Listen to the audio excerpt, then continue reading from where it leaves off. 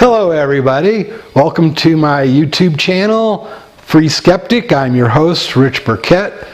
The topic of this video is Omnigod Paradox. An omnigod is a God that is omnipotent, all-powerful, omniscient, all-knowing, omnipresent, everywhere, and omnitemporal, eternal at all times, and or omnibenevolent, always benevolent. Two gods cannot both be omnipotent. Why? If either or both of two gods don't have power over the other god, they cannot both be omnipotent. One omnipotent God could be among other lesser gods that are not omnipotent. One omnipotent God should have the power to create, control, and or extinguish other lesser gods. Only one possible omnipotent God is one argument for the one God of monotheism.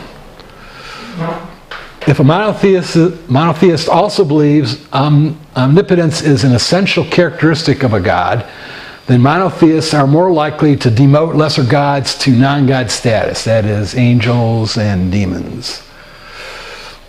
Omnipotence suggests a God's ability to determine and control the future outcomes, and could also suggest a God's ability to change the past.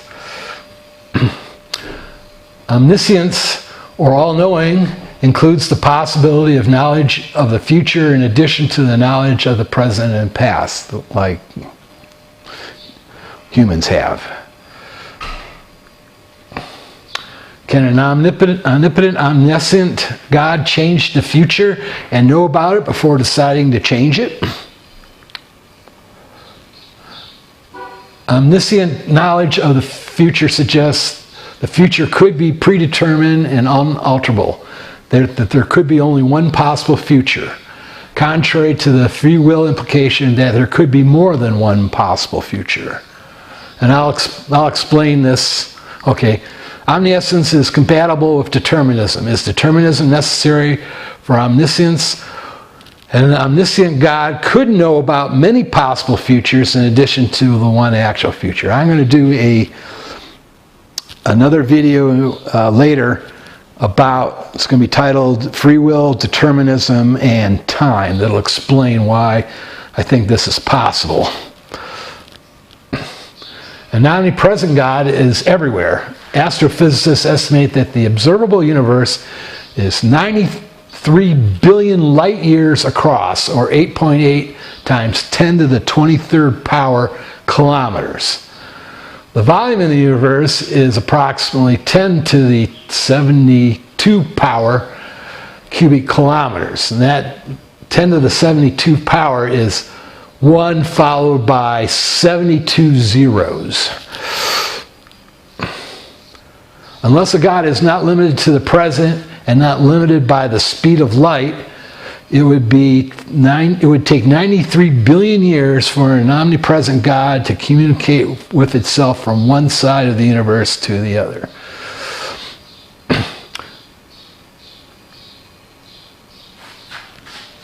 Now, this is an ancient conception of the universe, where Earth is basically flat Earth, surrounded by skies above and clouds, and the sun and the moon and the stars, and there's a Sheol. I know that's the correct pronunciation. I believe that's Hebrew.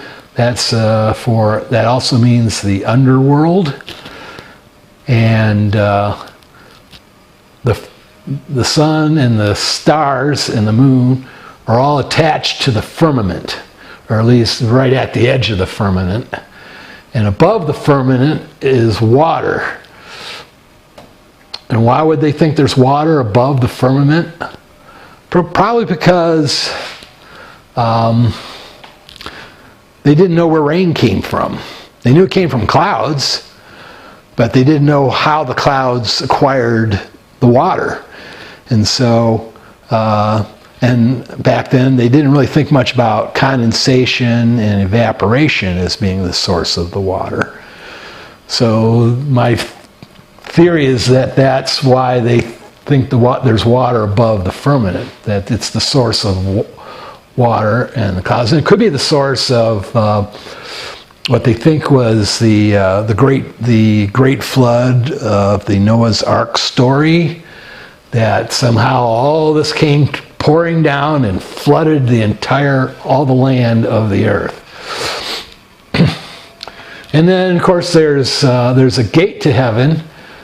Maybe they think that Christians think that maybe God rose through the sky, up through the gate in the firmament, past the waters above the firmament, to the heaven and to God. But I find it interesting that they think water completely enclosed the earth. An omnipresent God suggests that God is inside all humans and their brains. If part of a God is inside a human, then a human is part God. Most Christians claim Christ is at least part God too. For those who believe in the existence of heaven, of hell, and the devils, an omnipresent God would also be inside hell and devils, including Satan. Many theists include omnitemporality, eternal and at all times, as part of omnipresence. This inclusion of omnitemporality came later on. Originally, it was just thought that God was everywhere. An omnitemporal God has no beginning and no end. That is, neither created nor born, and will not die, and is what they call immortal. Now, this doesn't assume that God is able to commit suicide and end his own existence if he's not able to, if he's eternal.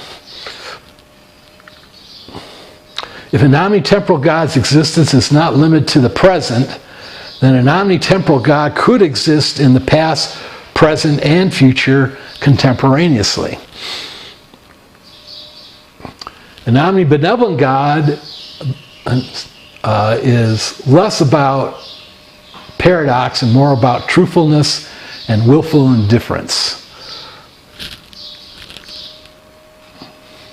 An omnibenevolent God could be benevolent in its own actions while ignoring other adverse actions and consequences that an omnipotent God could prevent, mitigate, or remedy.